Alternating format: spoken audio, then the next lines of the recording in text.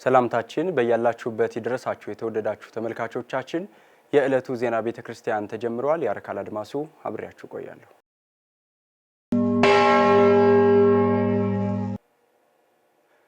ወደ ቀዳሚው ዜና አልፋለሁ።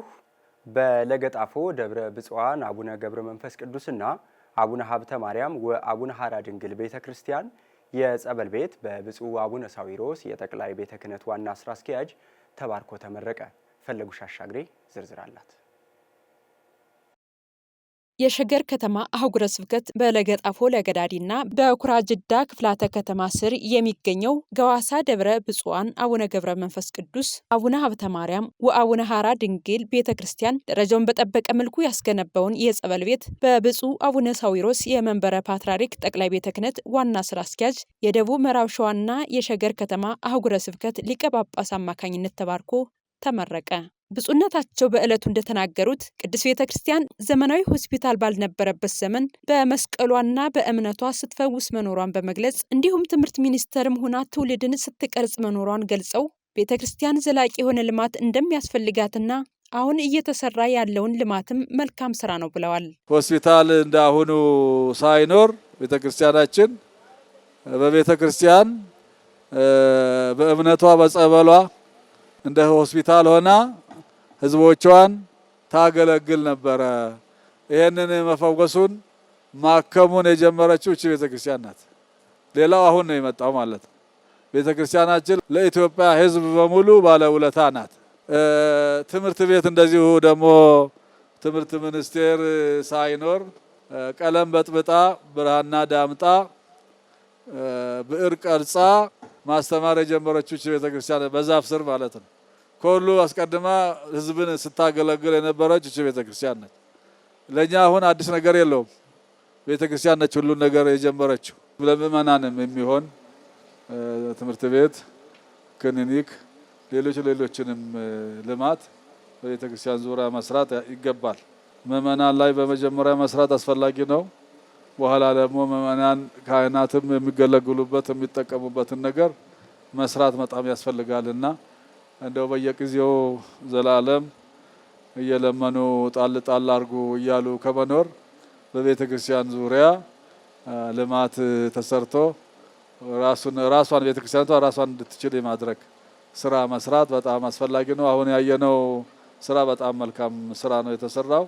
ይህ ጸበል ቤቱ በጣም ለምእመናን አገልግሎት የሚሰጥ ምእመናን የተቸገሩ ሰዎች ብዙ ፈተና የደረሰባቸው የታመሙ ሌላም ችግር የደረሰባቸው ምእመናን መጥተው ልጆቻችን የሚጠመቁበት በረከት የሚያገኙበት የሚድኑበት የሚፈወሱበት ስራ መስራት ቀላል ነገር አይደለም።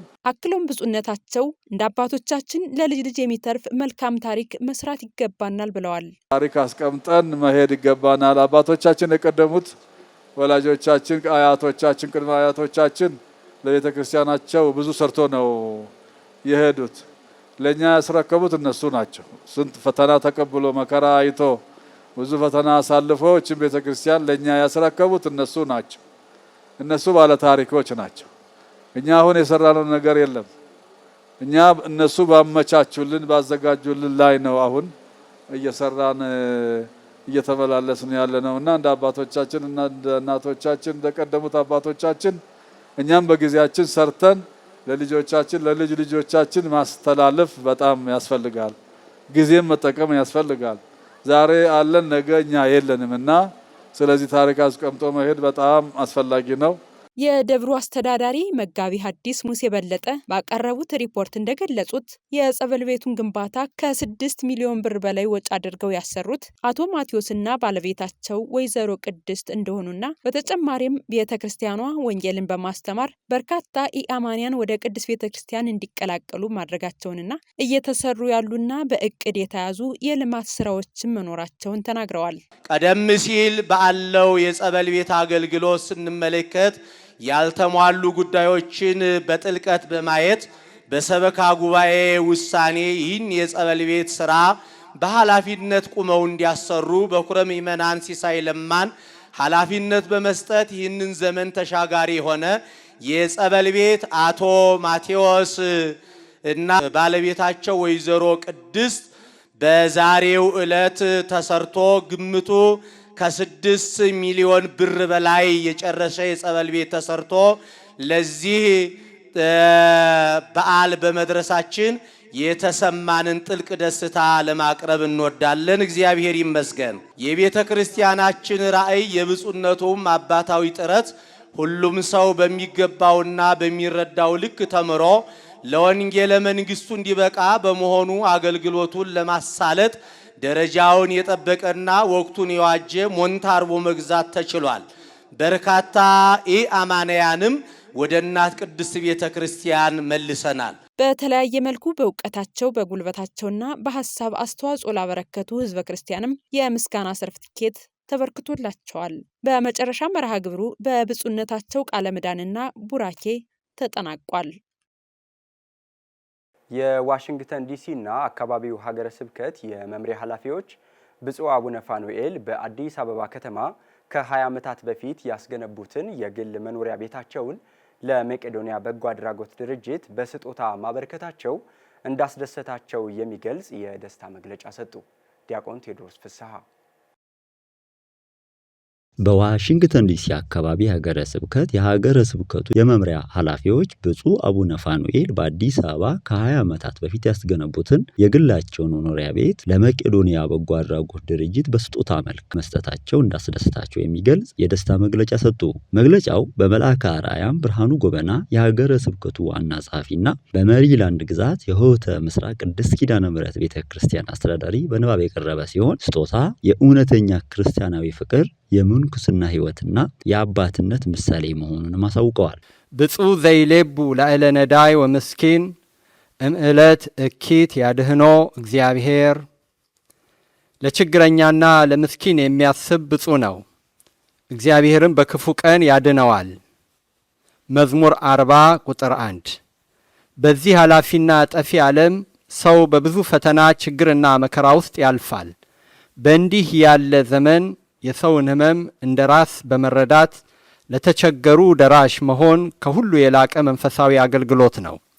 ብፁዕ አቡነ ፋኑኤል በአዲስ አበባ ቃሊቲ አካባቢ በግላቸው ያሰሩትን ባለ 2 ፎቅ መኖሪያ ቤት ሙሉ በሙሉ ለመቄዶንያ የአረጋውያንና የአእምሮ ህሙማን መርጃ ድርጅት መለገሳቸው የእውነተኛ ክርስቲያናዊ ፍቅር፣ የምንኩስና ሕይወት እና የአባትነት ምሳሌ ነው። ይህ ህንፃ አስቀድሞ እየተከራየ ብዙ ነዳያንን ከችግር አረንቋ ያወጣ፣ ለብዙዎች የዕለት ተዕለት ኑሯቸው በመድረስ ሲታደግ የነበረ ሲሆን አሁን ደግሞ ሙሉ ለሙሉ ለመቄዶንያ መሰጠቱ ከምስረታው ጀምሮ ብፁዕነታቸው የዚህ ዓለም ፍቅረ ነዋይን ቆርጠው የጣሉ መሆናቸውንና ስጦታቸውም ከውስጥ ቸርነት የመነጨ የደግነት ስሌት እንደሆነ አስረጂ ነው። ይህ ታላቅ ስጦታ በገንዘብ የሚለካ ብቻ ሳይሆን ለብዙ ድሆች፣ ለታመሙ፣ ለአረጋውያንና በሕይወት ፈተና ውስጥ ለሚገኙ ወገኖች ተስፋና መጽናኛ የሚሰጥ የምህረት ሥራ ነው። ይህ ታላቅ ስጦታ ለሁሉም አባቶችና ምእመናን የቸርነት የመስጠትና የማገልገል መንፈስ አርአያ ነው። በመግለጫውም የአባቶችን በጎ ሥራ አጣጣል ምእመናንን ተስፋ እንዲቆርጡና ከሃይማኖት እንዲርቁ የሚያደርግ አደገኛ አካሄድ መሆኑን አሳውቀዋል። በሌላ በኩል ግን እንዲህ ያለ በጎ ሥራዎችን ከማበረታታት ይልቅ በሐሰት አሉባልታና በአሉታዊ ንግግር የቤተ ክርስቲያንን አባቶች ለማጥላላት የሚደረገው አካሄድ አግባብነት የሌለው መሆኑን መግለጽ እንወዳለን። የአባቶቻችንን በጎ ሥራ ማጣጣል ምእመናንን ተስፋ እንዲቆርጡና ከሃይማኖት እንዲርቁ የሚያደርግ አደገኛ አካሄድ ነው። ስለዚህ ሁላችንም እውነትን፣ ፍቅርን፣ በጎነትንና አንድነትን በመከተል የቤተ ክርስቲያንን ክብር ልንጠብቅ ይገባል። ብፁዕ አባታችን ስላደረጉት ታላቅና በጎ አድራጎት በአክብሮትም አጎንብሰን ከልብ የመነጨ ምስጋናችንን እያቀረብን ባደረጉት መልካም ነገር ሁሉ ፍጹም ደስተኞች መሆናችንን እየገለጽን አሁን ላደረጉት ወደፊትም በሀገረ ስብከቶ ለሚያከናውኑት መንፈሳዊ አገልግሎት ብሎም በቀጣይ ለሚያደርጉት የበጎ አድራጎት ተግባራት እንደ ሁልጊዜው ከጎኖ መሆናችንንና አጋርነታችንን እኛ የመንፈስ ልጆቾ ደግመን ደጋግመን እናረጋግጣለን። የሀገረ ስብከቱ የመምሪያ ኃላፊዎች በበኩላቸው የብፁዕነታቸው በጎነት ለአገልጋዮች ካለው አርአያነት አንጻርም እንዲህ መልእክታቸውን ያስተላልፋሉ። በአሰረ ምንኩስና ለምንገኝ ለመነኮሳት ለሁላችንም ተግባራዊ ትምህርት ነው የሰጡትና ይህንን ለማድነቅ ቅዱስ ዮሐንስ አፈወርቅ አባታችን የሰራውን መልካም ነገር ለመግለጥ አንድ ጸሐፊ የጻፈው አርቲክል ትዝ ይለኛል። ሊተርጂ አፍተር ሊተርጂ የሚል ነውና ከቅዳሴ በኋላ የሚደረግ ቅዳሴ ዋናው ቅዳሴያችን መስዋዕተ እግዚአብሔር የምናቀርብበት ስጋ ወልደ እግዚአብሔር ደም ወልደ እግዚአብሔር የሚፈተትበት ነውና ያንኑ ነው የምንደግመው። ከወጣን በኋላ የምንሰራቸው መልካም ስራዎች ያንኑ ነው የምንደግመው እያለ ነው የሚያወራውና አንድ ሰው ስጦታ ሲሰጥ በሚሰጠው በደሃው ልብ ላይ ወይም የደሃውን ሰው ልብ እንደ አልተር ወይም እንደ መሰዊያ ተጠቅሞ በዚያ ሰው ልብ ላይ ነው መስዋዕት የሚሰዋው የሚል ቃል የጻፈው ትዝ ይለኛልና ብፁዕ አባታችን ዋናውን ቅዳሴ ቀድሰው እንደሚያቆርቡት ዛሬ በድሆች ልብ ላይ መስዋዕት ሰውተዋል። የደግነትን መስዋዕት፣ የርህራሄን መስዋዕት ሰውተዋል። እኛ ምን እየሰራን ነው እንድንል የሚያደርግ የሚጠይቅ የሚያነሳሳ ስራ በብፁዕ አባታችን በመሰራቱ እጅግ ደስ ብሎናል። ቅዱስ ዳዊት በመዝሙር 32 ቁጥር 1 ላይ ጻድቃን ሆይ በጌታ ደስ ይበላችሁ ካለ በኋላ ለቅኖች ምስጋና ይገባል ይላል። ለመልካም ነገር ተባባሪዎች ልንሆን ነው የሚገባው። ቅድም መልአከ አርያምም ሌሎችም እንዳሉት ያው በጎ ስራ ሲሰራ በጎ ስራን የሚጠላ ሰይጣን ብዙ ነገር ሊል ይችላል። አባታችን መስዋዕታቸውን ስጦታቸውን እግዚአብሔር የተቀበለላቸው መሆኑን ያረጋገጥ ነው ተቃውሞ ሲነሳ ነው። ሰይጣን ተበሳጭቷል ማለት ነው በጎ በመስራታቸው። ብፁዕ አባታችን ቡራኬው ይድረሰን፣ በመንበረ ጵጵስናው ለረጅም ዘመን ያቆየልን። የጻድቁ አቡነ ተክለ ሃይማኖት የፍልሰታ አጽም በዓል በደብረ ሊባኖስ ገዳም በታላቅ ድምቀት ተከብሯል። በኢትዮጵያ ኦርቶዶክስ ተዋሕዶ ቤተክርስቲያን ምእመናን ዘንድ እጅግ ከሚከበሩ ታላላቅ ቅዱሳን መካከል አንዱ የሆኑት የጻድቁ አቡነ ተክለ ሃይማኖት የፍልሰታ አጽም በዓል ግንቦት 12 ቀን በታላቁ ደብረ ሊባኖስ ገዳምና በተለያዩ አብያተ ክርስቲያናት በታላቅ ሃይማኖታዊ ስነ ስርዓት ተከብሯል። በዓሉ ጻድቁ አቡነ ተክለ ሃይማኖት ለ29 ዓመታት ቆመው የጸለዩበት፣ 7ቱን ዓመት ደግሞ በአንድ እግራቸው በመጸለይ ከደብረ አስቦ ወደ ደብረ ሊባኖስ ገዳም የፈለሱበትን ታላቅ ዕለት የሚያዘክር መሆኑን ቅዱሳን ገድላት ይገልጻሉ። የኢትዮጵያ ኦርቶዶክስ ተዋሕዶ ቤተክርስቲያን በየዓመቱ ግንቦት 12 ቀን በዓሉን በታላቅ ድምቀት ታስባለች።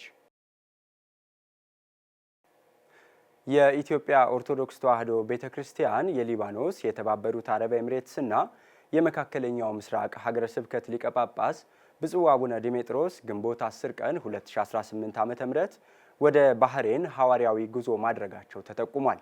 ብፁዕነታቸው ሀገረ ስብከቱ ሲደርሱ የመንፈስ ቅዱስ ልጆቻቸው አቀባበል አድርገውላቸዋል። መረጃው የመካከለኛው ምስራቅ ሀገረ ስብከት ነው። የተወደዳችሁ ተመልካቾቻችን ለዕለቱ ያሰናዳነው ዜና ቤተክርስቲያን የተከታተላችሁትን ይመስላል። ሌሎች መርሃ ግብሮች ወደ እናንተ መድረሳቸውን ይቀጥላሉ። ከመርሃ ግብሮቻችን ጋር ጥሩ ጊዜ ያሳልፉ።